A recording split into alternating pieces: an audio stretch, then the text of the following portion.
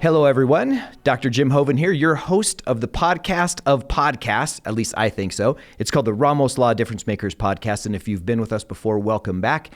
If not, man, I hope you really enjoy this. I have a really awesome job here, and it's to meet with people, to visit with people who are making a difference in one way or another.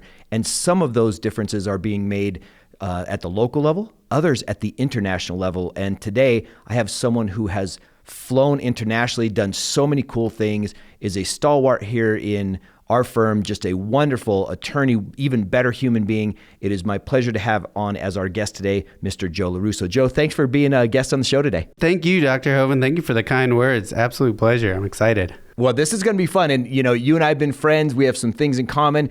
You do some really cool things that I don't do, but we're going to talk about that, namely flying, aviation, what aviation's about. We're going to talk all things that, and then even a little bit of aviation law, just for grins and giggles and that kind of thing. So, absolutely. So let's do this. As you're a young guy, were you one of those guys that had a fascination with flight from very early age, from a young child, or where did you get that from? So as far back as I can remember, and as far back as my parents can remember as well, beyond what I can remember, I have always been fascinated with airplanes, which was unique in my family because I am the only pilot in my family. And I was very fortunate enough, my late father cultivated that love. And was this like at 4 or 5? Do you even remember? As far back as I can remember, and then even farther back that they can remember. So wow. I have always been fascinated with airplanes, and I started building models when I was young, and flight simulators, and begging my parents to go out to the airport so I could just sit and watch airplanes. It's been a lifelong passion. But you didn't really have a stimulus for it. It just is almost in your DNA. Just clicked. Yep. Really? That is so cool. Yeah, and I find that happens with every pilot I know. So, and you can see it. I'm fortunate enough now, my young nephew, he's clicking, and he only wants to play with airplane toys right now. So I told my brother, start putting some money aside because he's going to get flight training. Oh, that's beautiful. So speaking of being young and flight training, you started training at a very early age, and you had to kind of be clever about how you got to do that. Will you give the entrance story into that the arena of flying? Like I said, my father recognized it, and my father cultivated it. So I attribute everything in aviation to my father. His business partner at the time owned an aircraft. And so my dad would pull me out of school when I was super young and go flying with his business partner. And we'd stack phone books in the airplane. It was a twin-engine Baron 55. And I would sit there. I'm sure I wasn't doing anything, but I got to, move the controls. And those are my earliest memory of flying. And how old were you?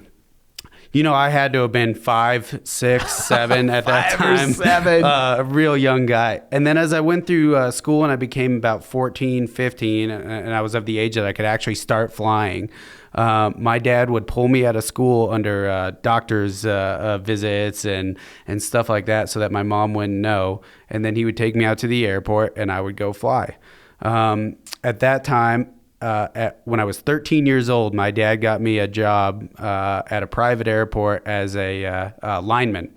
And what's a lineman? So I would fuel airplanes. I was driving a fuel truck at 13, a big jet truck, and I was going to airplanes and putting gas in them. And of course, young 13-year-old me saying, "Hey, you going flying right now?"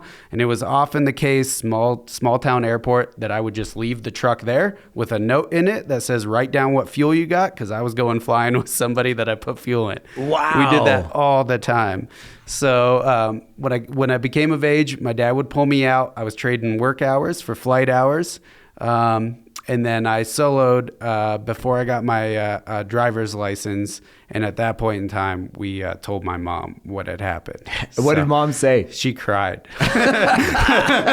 She actually still cries when she flies with me. So I don't know if that's good or bad. That's funny. So was she afraid for you, or was she like, I can't believe, were they tears of holy moly, I can't believe how big this is? I think that's it. Yeah, and they still are. So that is wonderful. Yeah. So you got your pilot's license when? So I got my pilot's license right when I was allowed to. I soloed at 16, got my license at 17, but I was flying in an airplane my solo license before I got my driver's license. Isn't that something? Were your friends like, hey, we'll take you to the malt shop if you take us to North Carolina? I will tell you, prom was fantastic. Oh, I never thought about that. Tell me about the prom. How did that work? Rented an airplane at my local airport in Fort Collins and flew down to Centennial. They have a restaurant at the field there, Perfect Landing, and had our dinner there, and then flew the airplane back to the airport and then went to the dance. How was her parents with that? Were they nervous about you flying their daughter as I actually don't even 17-year-old? think that they knew. I don't think that we discussed that ahead of time. That is so funny. Yeah. Wow. So yeah, you were definitely the talk of the date among her, talking to all her friends, right? Like, we just flew down to Denver for a little dinner. It was awesome. Yeah, it was a good thing to have. That is incredible. And so you have flying in your blood. Mm-hmm. Did you ever think that you wanted to fly as a pilot? Because you end up now you're an attorney for pilots and taking care of people. Correct. In regards to aviation issues. Were you, as you were getting all this, did you just think that you wanted to be a stunt pilot, an Air Force pilot? What was your thoughts back at that time at the end of high school? So I always wanted to be an Air Force pilot. I always wanted to be a fighter pilot. That was my goal forever. I have never had aspirations to go into the airlines like I know a lot of young pilots do.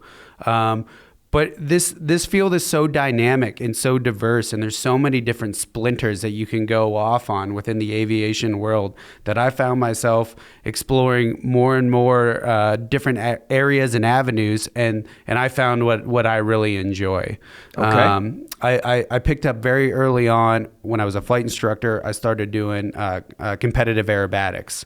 I really, really enjoyed the aerobatic competition world. And what is that? Explain that. So that's basically what you see at an air show, except it's guys doing that against each other, guys and gals doing that against each other. So we go to a remote airport. It's judged by the International Aerobatic Committee. Guys sit on the ground and they judge you in the air doing basically an air show routine, doing loops and rolls and all that, and spinning the airplane.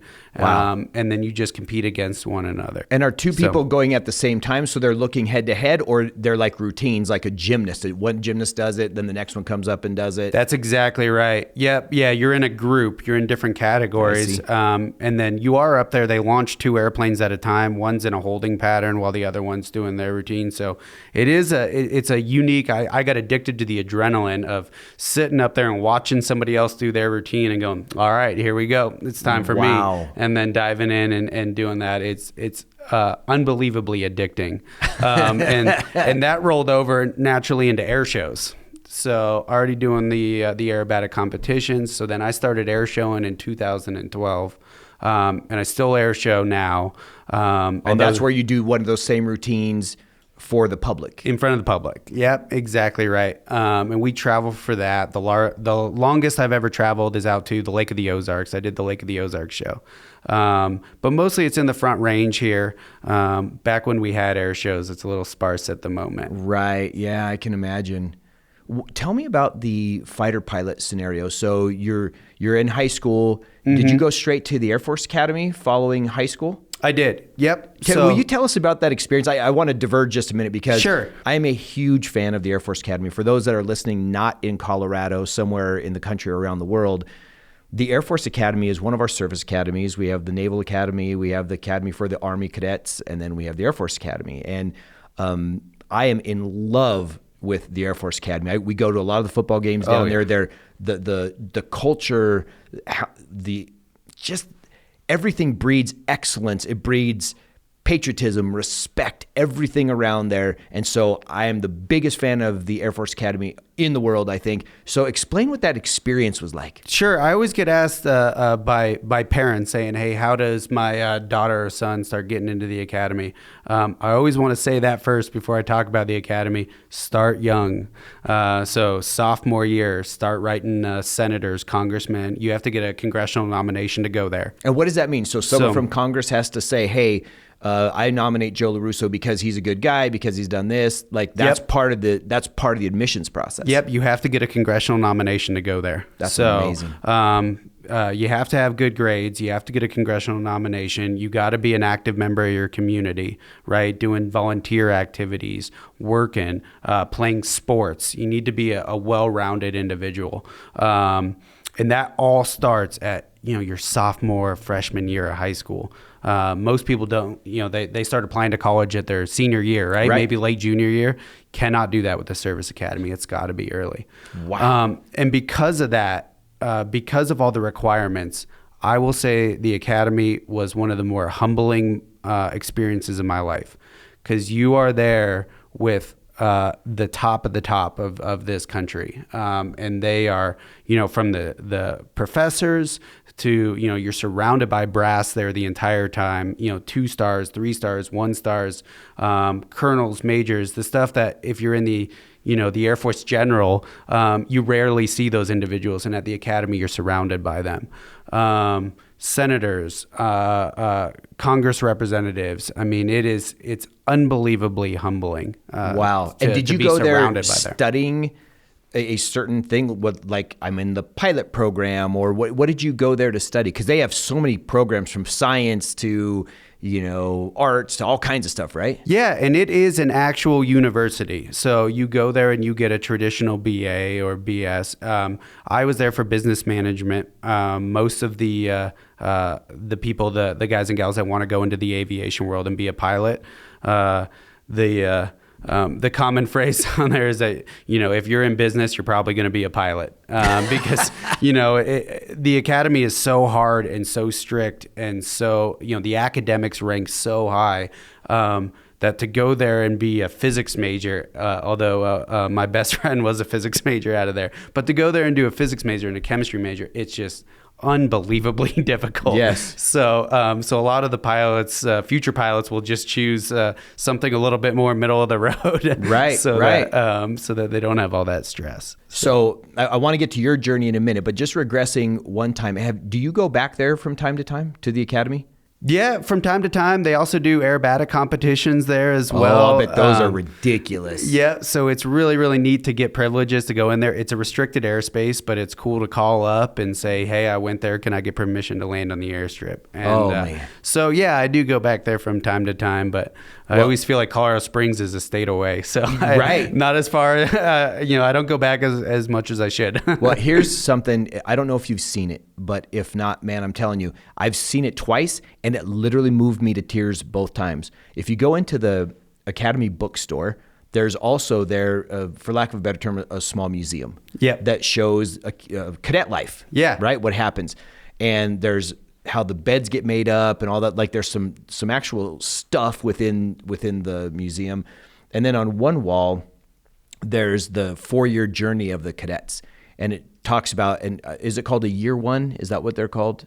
Year 1, 2, 3s, and 4s, or yeah, something? Zoomies. We got first class and second class and all that stuff. Okay, yeah. So second class, third class, fourth class, and it shows you. It's just so incredibly moving to me because it shows what the objectives are for each year, and how the second and third years are supposed to become leaders of the first year, and then it works its way up. But all the time, just fostering the core values of that group of men and women. Yeah. And it's fascinating. So then if you look through that, like I took all kinds of pictures of things that I could use in my own life as standards, as a way to live life, as a way to help run a business and a growing company. It just hit me. And then I went into, they have a small theater. Yeah. And the theater has a 22-minute movie about cadet life, and literally brought me to tears twice. Like 2 separate times. I watched it one time, and then I took Daniel, our CEO here at Ramos Law. We went down there for a meeting we had, and I said, dude, you got to see this. And I couldn't help it. Like it choked me up again because it just so shows the dedication, the effort, the soul, the character on display in that thing. Yeah. And so, man, I'm just, again, I'm the biggest fan of that place. And so as you were going through, where did the airline or the jet pilot, the fighter pilot journey take you? Yeah, absolutely. So I went in, I was class of 09, and being a Colorado native, During school, I was probably more focused on skiing than I should have been. So, we started the Air Force Academy's first freestyle ski team at that time. Somehow we got NCAA for it. Wow. And essentially our group got permission on the weekends to go skiing. As a cadet, you are not allowed to do things that would put you in harm's way. Right, the government has invested a lot of money into you, and you have to get permission to go do things that they think would potentially put you at risk. Yes. So, for example, at that time, I was also competing in aerobatics. I had to get a sign off all the way up the chain of command to be able to leave the airport to go fly an airplane in aerobatic competitions. Wow.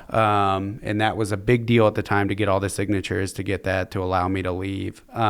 Same thing with skiing. So that is an at-risk especially activity. freestyle skiing, because you're in the air, you're doing tricks, you're hitting bumps really hard. It's not like you're exactly going through gates, which is dangerous enough at high speeds. Now you incorporate a lot of force with that too. Exactly. Somehow we got that signed off. And then in my sophomore year, I ended up breaking my spine twice.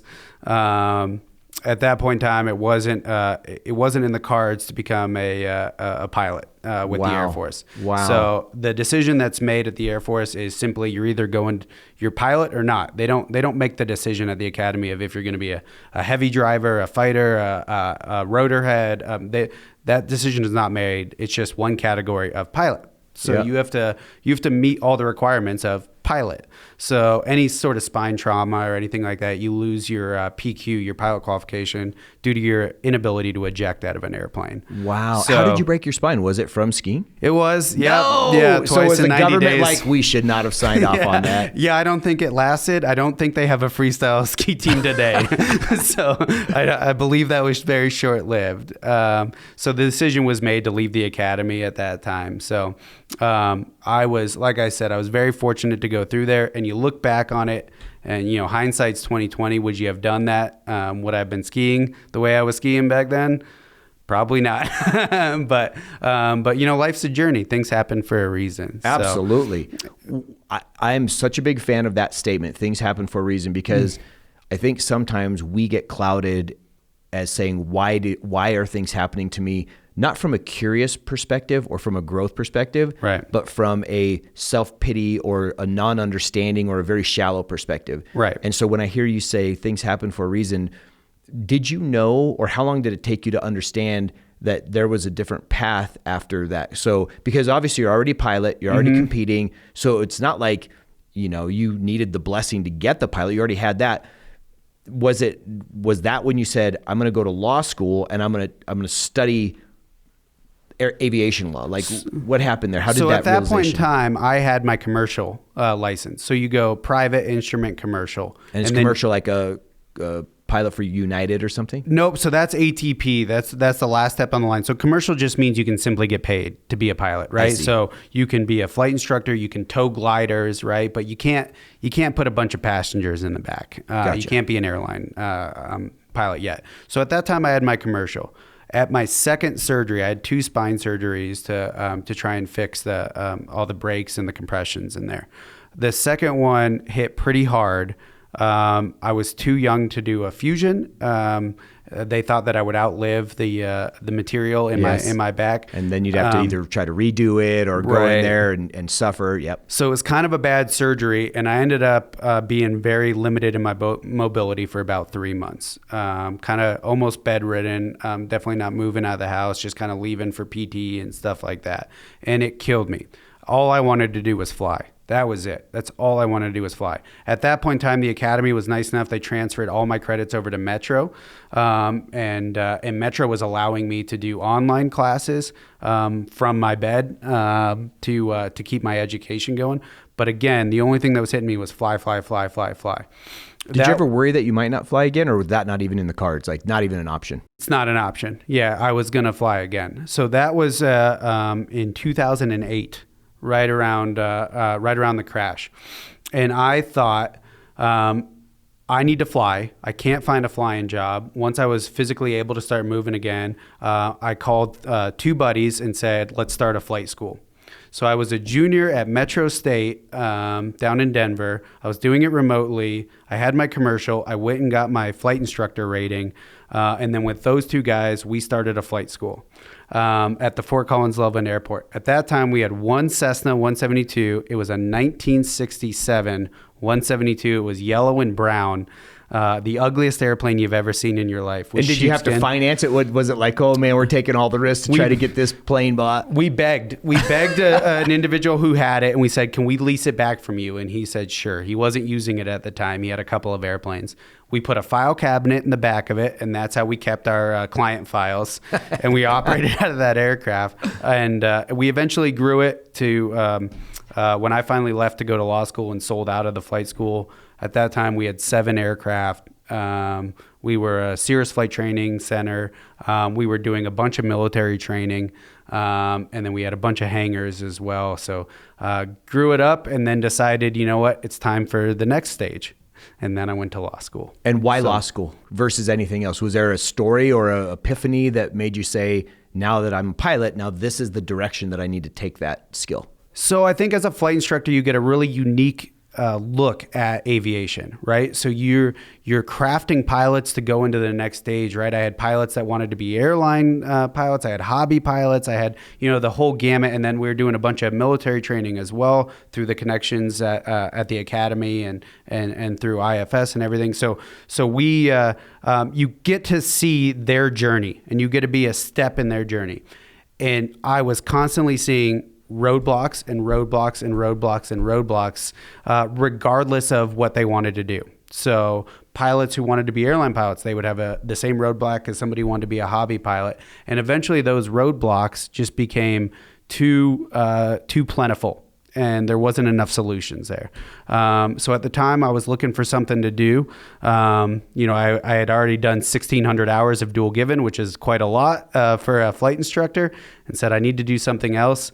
Recognized the issue and said, I'm going to law school. And you went to law school with the intention of solving that issue. So you were going to be Absolutely. An aviation lawyer. Absolutely. Yeah. Was there aviation law when you went to law school? Was there like, oh yeah, or did you have to kind of make that up like you did the ski team? There was no aviation law school in the country. There was one law school that offered one aviation course in business transactions, buying and selling jets, and that was SMU.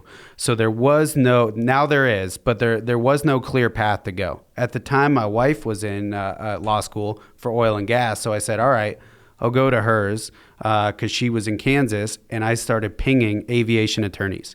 So Kansas is the home of aviation, right? There's more general aviation airplanes produced out of Wichita than anywhere in the world, and that is still current today. Wow, who knew? That's amazing. Yeah, huge manufacturers there.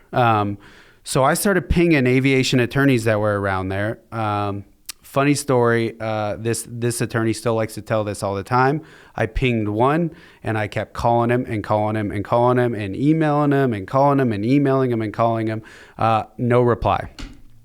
Finally, when I moved out to law school, I went to his office and just said, hey, I have an appointment. Which of course you didn't have. I did not have an appointment. So he came out. He was very nice. Him and I chatted for a while. And he said, why don't you come back? We'll get you an interview. We'll see if you can clerk here. And I said, perfect. So I came back the next time, and his partner interviewed me. His partner, who was not a pilot and was not an aviation attorney, interviewed me. And him and I hit it off, and I said, the other attorney wanted me hired because I'm a pilot. And so I got hired on the spot. Come to find out that the attorney that I ended up working for, who has been an unbelievable mentor in my life, and him and I are very, very close now. He actually didn't want me hired at that time. He passed me off to my partner because I wasn't even in law school yet, and they didn't hire anybody but 3Ls, Yes. Guys who are about ready to get out of law school. So I actually got hired as a law clerk before going to law school as an aviation law clerk, and then worked for them all through law school. That's impressive. Yeah. And so I'm sure, did you guys, did you have anything to do as you were seeing the path to help create some of these programs that are around today? Yeah. So at the time, again, the law school didn't have anything. We had nothing aviation related. So I grabbed a group of friends and we started CASL, which was the Committee on Air and Space Law at Washburn University School of Law in Topeka, Kansas. So we started an aviation group. And from there, we started hosting aviation CLEs. For the first time in that law school's history, they were hosting aviation CLEs. And then we started working into the certificate defense world, because at that time, HIMSS was just starting to become a big thing. Right. And for those listening that don't know that, so when we're talking about pilots, they have to keep their license just like we do for a driver's license, but it's much stricter, right? Like there's a whole bunch of things to keep a pilot's license active. And if they're taking the wrong medication, or if a lot of things happen, right, that license can be really, really at risk. Is that right? You could lose it in a heartbeat. And when you talk about this HIMSS program, that was the program that's supposed to evaluate whether a pilot is fit to fly or not, and literally holds their future in their collective hands, as this group called HIMSS. That's correct. Yeah. And HIMSS is the Human Intervention Motivational Study. And it was designed for airmen that have substance abuse problems, substance abuse, substance dependency, which is, it's a problem in any professional industry, any, type in society. A person. Yeah, in society as well. So the FAA produced that HIMSS program, and it was just kind of hitting the ground and rolling at that time. And that's where I immediately focused in and said, okay, let's look at this program because this is unique, right? This is a big problem in the industry. Let's focus on it. So we focused CASL towards that at that time. And was the problem, sorry to interrupt, was the problem in the industry, was it that because of pilot lifestyle, that there was a lot of pilots that were struggling with substance issues, or was it the fact that this HIMSS program wasn't up to the task of serving these people? So when you said you identified the issue or the challenge, what was that? At that time, it was not uniformly applied. So the HIMSS program started in the 70s with pilots having problems with substance abuse, and the FAA was just saying, you're done. And that was it, right? If you came forward and said, hey, I have a problem drinking, I need to get some help, the FAA would say, that's great, go get your help, but you're also not a pilot anymore. Ever. You're done. So they started the HIMSS program, the airlines did. It was actually started by Continental back in the day, a couple of Continental gentlemen.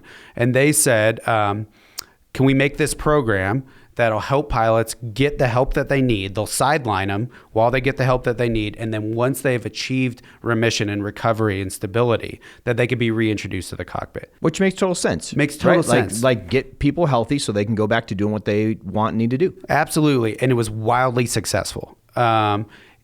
It disappeared a little bit and then came back through the 90s and then came back again with full steam in the early 2000s, moving into like 2010 to 2012, around in there. And at that time, it was federally funded. So the FAA brought it back and said, this is a great idea. We're going to pay for it. But it was only available to the airline pilots. And this is what we recognized. So the federal funding was only available to airline pilots, and the program itself was only available to airline pilots. As opposed to people that work in airports or co-pilots, or who should be included that besides pilots that was not? Absolutely. So if you look at the aviation career, the whole field, you have airline pilots only represent a fraction of it. You also have cargo pilots, charter pilots, skydive pilots, I see, flight instructors, right? That maybe aren't airline pilots, but they still make their entire living off of being in a cockpit. Yeah, like right? like a fishing guide, if they fly those guys into the camps or That's hunting a great camps. Example. Exactly. Okay. And those pilots were not afforded the same ability to enter the HIMSS program. So if those pilots were to come forward and say, I have a problem with drinking, I would like to, take some time and solve that, the FAA was still saying to them, that's great, go do that, but you're not a pilot anymore. Which of course brings, that's a breeding ground for people not getting help and not coming forward because they don't want to lose their license, their living, their identity. So then they operate in the shadows, which is actually probably more dangerous. Would you agree? Absolutely. Absolutely. So that was what we identified early. And that's how I started my aviation legal career, was actually putting those pilots into the HIMSS program, was going to the FAA and saying, hey, look, they're not an airline pilot, but they still depend on this aviation as much, if not more, than an airline pilot, and they should be afforded the same ability to get treatment and return to the cockpit safely. that was the focus back in those days. So and that was what we shifted Castle to. And at that time, I was lucky enough. I put a lot of energy into it. I was lucky enough as a law student, second year law student. I got approved by the state of Kansas to be a CLE presenter. And CLE, for those that don't know, is those continuing education for lawyers. They need to be able to learn more, and then that keeps their license active, right? Exactly. So as not even an attorney yet, as a young, crazy. I was sitting in a room full of 60 attorneys that wanted to learn about aviation law, and here I am teaching a topic on the HIMSS program to this room. It as was a student, unbelievely humbling. Yes, I'm sure. Very intimidating, but very humbling. Yes. So, that's amazing. And that's been my focus. Obviously I do everything under the sun with aviation, but that's really been my focus since in law school and then on the way out. And so with these pilots, I'm sure that you have, I fly some and it's always commercial, and I can only imagine the connection you have on both sides of this. And so I want you to hit this for a moment. You have the connection to the pilots because it is their life and you want them helped. I mean, you and I have had plenty of conversations about how your heart bleeds for what these men and women are going through. On the other side, I'm sure you have this big connection to the end user, the consumer, the person who owns the property that a plane could crash into if they're not right, or the passengers on a plane, all that stuff. Right. Like you are, is that why you do what you do, is to protect that? Or what's your big why for continuing in pursuing your excellence here? Yeah, you're right. So I certainly have that pilot connection in that, every single case that I take when I'm representing a pilot, I honestly feel like I'm representing myself, right? If I was in that situation, how would I feel if my entire being of being a pilot is being stripped from me? Because you have to understand that these pilots, this is not a job. This is not a hobby. This is an absolute identity and a lifestyle. Like we talked about, this is as far back as I can remember as aviation. And it's the same for almost everybody that I know in this industry. So when the FAA is saying, we don't think you're fit to fly, they're saying you're not fit to be you. Wow. And that is unbelievably impactful when you think of that as a representative of these airmen, that you're representing their ability to be them, right? And funny thing with that, Joe, that just popped into my head, there might be some people listening here that say, well, listen, if they don't have control, because maybe they don't have a substance abuse problem or whatever, right? If they don't have control, they deserve to get the punishment that they get. And on one sense, that's true. But on the other side, there's a program that's designed to help them, and that program needs to be right. But not only that, we're a country and hopefully a people of second chances, that if people get right and they're meant to fly and that's how they make their connection to the community, and that's how they give, they need to be able to do that. But the second thing is, it's not just about substance abuse. It's about medication. It's about, anxiety issues, mental health issues. There's a lot that goes to this with pilots. Is that right? Oh yeah. And to kind of finish that thought, I get what the public is saying, right? And that is a very real fear where the public is saying, look, if this pilot has an issue with substance abuse or substance dependency, I do not want them in the air. I can tell you as a pilot, nor do I, right? I don't want somebody that has an active problem and an active diagnosis flying in the air with me either, right? Because I have to preserve this industry on the whole, right? And one bad apple can ripple through the entire industry. So I'm balancing protecting the pilot that I can identify with and I understand what they're going through, but I'm also protecting my industry, right? And I'm making sure that we don't put a bad seed into the airplane that causes a negative impact on my industry. And because of that, on the industry side, I don't want to put somebody in the air that has an active problem. But I believe in medicine. I believe in clinical medicine. And I believe if there's a way to get somebody to deal with whatever issue they have, whether it be cardiac, a broken leg, right? If they can go and have surgery and get it pinned and get it fixed, that shouldn't ruin their career. They should be able to get back in the airplane. And I know that's a simplistic example, especially when we start talking about mental health, but I do believe that there are ways to treat those conditions to the point where they're aeromedically insignificant, where they can still be safe in the air. And not only treatment, but monitoring, right? Ongoing, like any form of health. Like if we we take our physical health, you can get in all the shape you want. We see people that make New Year's resolutions, they're going to lose 5, 10, 20, 50 pounds. And when they do it, if it's not who they are, they're going to gain that weight back. Sure. And so every issue needs not only the tending to fix the issue, but then to manage the issue. And the program is ideally designed to make sure that our pilots they're safe to themselves and to others. And so they should not be restricted. They should not be hindered from their passion and their livelihood if they're following the rules. Exactly right. Exactly. And that's all that I do when I represent them, is to make sure that those rules are properly enforced and are properly adhered to, so that these pilots can have a second chance to get back in the air. Is it hard for pilots to move through this process? I imagine there's a lot of unknown. Is it a paperwork heavy laden thing? Is it a lot of hoops to jump through if they find themselves in this program? Because I can imagine, if there's an attorney, and I know, you're a very humble guy. You are at the top of the food chain in this thing that you do across the United States of America. You're the guy that people go to. You're the guy that people send people to protect their license of any level. Like you started out from the I don't know what you call it, but the baby pilot all the way up to the United Airline pilot or Continental Airline pilot. Yep. You're the guy to protect them. Obviously, there's a reason that they need you. What is that versus them trying to wade through that themselves? So this industry is just rampant with ambiguity, subjectivity, and generalization. When you read the regs, it's for a pilot reading the regs, it's what did I just read? Right? So when they're dealing with a medical issue, not only do they have to deal with the clinical medical issue, right? But then they also have to deal with the regulatory side of it and saying, okay, well, I've dealt with the clinical issue. How do I present that to the administration from a regulatory standpoint so they can say yes? And that part is so vague and so ambiguous that it needs somebody like myself who knows how to navigate those regulations and knows how to put together a packet for the pilot to be able to get back into the air. I always tell my pilots that there's 3 prongs to this. And this it's unfortunate that there are 3 prongs to this. So if you have a clinical issue, again, let's use a simple one. You break your leg, right? That's a clinical issue. You would hope to think that just that, once you fix that issue, once you fix that broken leg, you can just knock on the door and come back to the FAA and say, I'm all good, I'm fixed.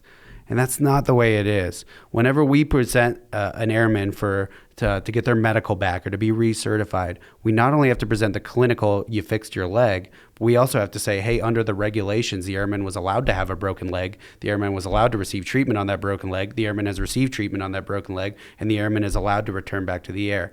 And then we have to take it one step further than that. That's only 2 prongs. The third prong is, at the end of the day, the FAA is a bureaucratic administration. It's an agency, right? They have to, worst case scenario, let's say your broken leg leads to an aircraft accident and you crash into a building and you kill a bunch of people. The FAA, all those doctors that put you back in the air, they're going to have to sit in front of a room that's going to be a congressional hearing. And they're going to have to sit in front of senators, and the senators are going to say, Dr. Hoven, why'd you put him back in the air? So they have to be able to say, from a political and bureaucratic standpoint, all right, politically, he's fine.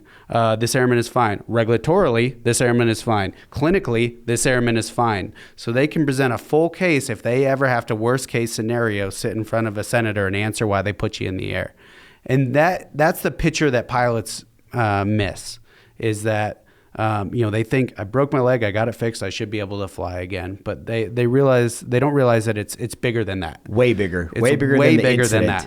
And so it sounds to me like the system is not geared to get people back into it. It's rather, hey, we're going to really err on the side of caution here and keep them out for as long as we possibly can, so that, number one, the public is safe. Number two, we're safe, because we don't want to have to answer these questions if that third prong is rusty, so to speak. You're exactly right. It's very easy for them to say no. It is very difficult for them to say yes. Man, if someone was, and you and I have had this conversation, so I'm really glad we're having a chance to talk about this.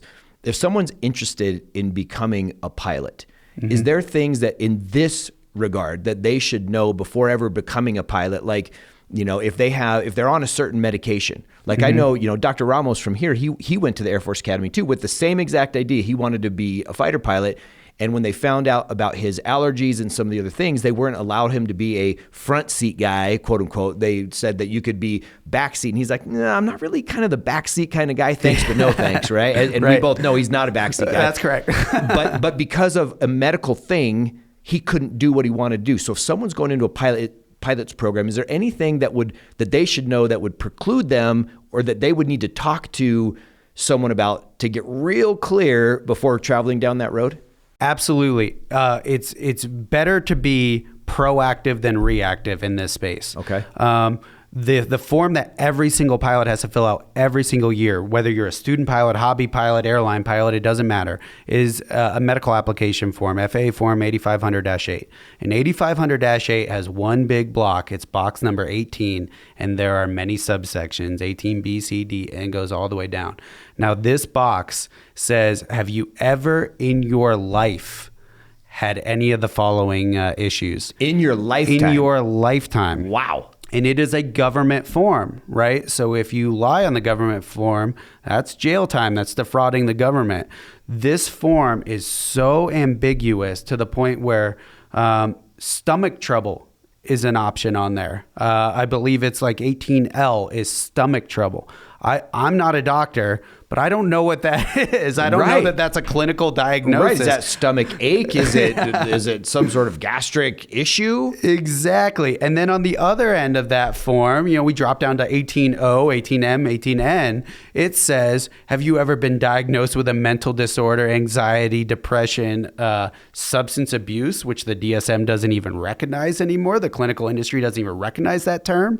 Substance dependence is on that term. Again, the DSM doesn't recognize that term. And the DSM that's a group within the airline industry? The DSM is the diagnostic manual by which clinicians, psychologists, and psychiatrists diagnose mental illness. I see. So we have in there substance abuse, which used to be recognized by psychiatrists and psychologists back in the day, is no longer recognized because, as you well know, medicine is dynamic. Yes. We learn, we evolve, we change the way we do things.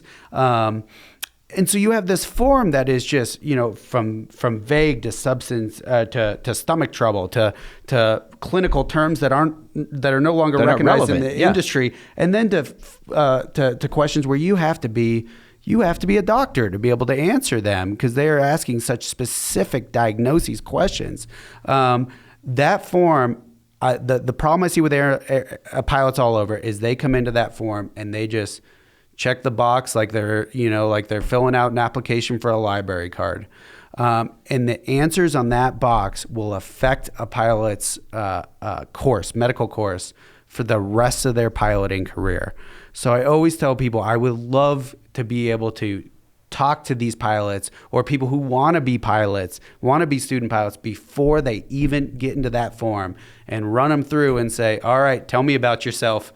What have you ever in your life been diagnosed with? What medications have you ever in your life taken? And I think that would that would help. That would ease the burden a little bit. Is it hard to get a pilot's license because of that? Is there a pretty good number of people that never get one because they fill out that box 18 or whatever and they don't know? They're just like trying to go through their life and they're like, oh yeah, I had a stomach ache once. Yeah. And I had my tonsils out and back when I was in high school, I had to go to rehab that one time because I was smoking too much weed or whatever. Right. Is there a pretty good slough off of people that never get their license because of how they answer that thing? Absolutely. Wow. Absolutely. And should that be the case? Or is there a way, like, if they're thoughtful about it, like, look, when it means in your lifetime, you got to look at, has it ever been an ongoing problem over your lifetime as opposed to a single incident? Because if you've ever been drunk one time or if you've ever tripped and broke your leg one time, is that the intention and the spirit of that thing? Correct. Is that what you're saying? That's exactly what I'm saying. And a lot of times we see, this is a big one with ADHD and ADD. I see that a lot right now.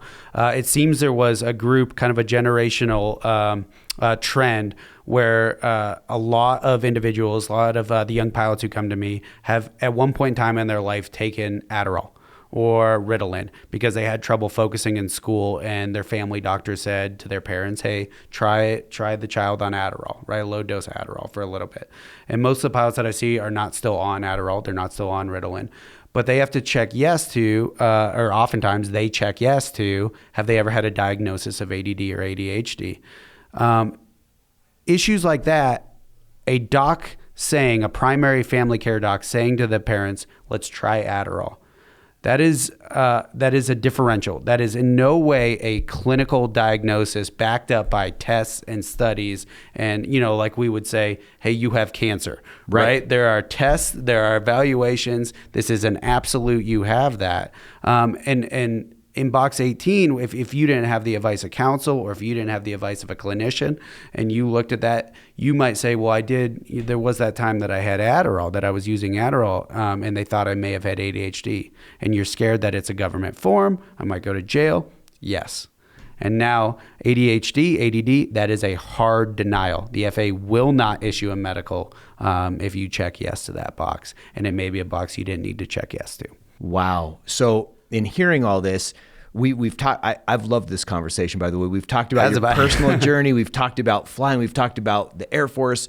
We've talked about how you got into law. And now I think for anybody listening to this that is interested in aviation from the outside, or if you're in the industry, if you want to get into the industry, what you've just shared with us, I think is absolute gold with respect to people need to know that this is bigger than that. Being a pilot is bigger than, like you say, filling out a question for a library card and just go and get your license. There has to be thought process as if you got to look at yourself, as I'm hearing you say this, like an athlete that's good enough to get a scholarship, right? When that athlete is going to go get a scholarship in their sport for, let's say, college, they have to put together a body of work that describes who they are as a person, a student, and an athlete. Correct. Just like you did when you went into the Air Force, right? Correct. And so as they're preparing that packet, you got to think about it, that it gives the picture accurately, but the best possible light. And what I'm hearing you say is if you're interested in remaining a pilot or becoming a pilot, you got to take that picture, that portfolio into account.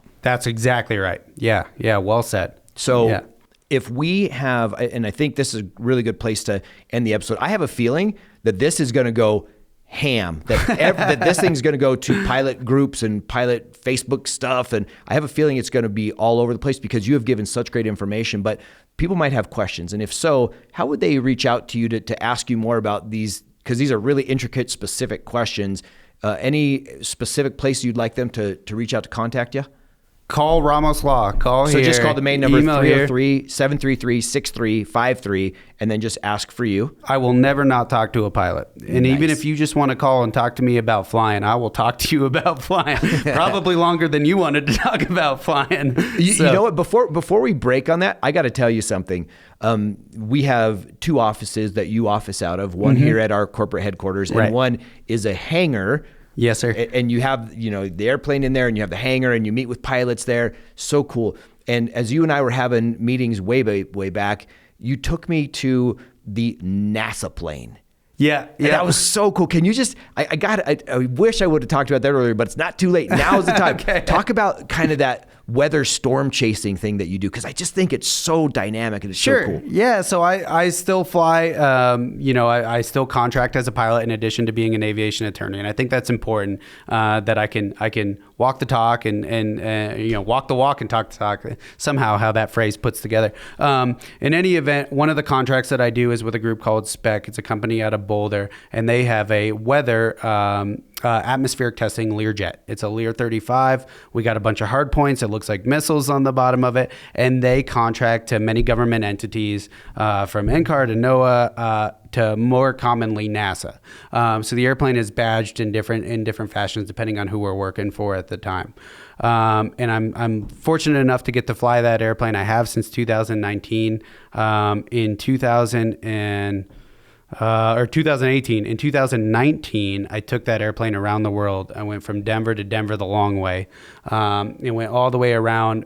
We did NASA's Camp 2X project, where we were stationed in the South China Sea out of the Philippines, out of Clark Air Base, and we got to fly the Learjet in concert with NASA's P3, which was pretty amazing.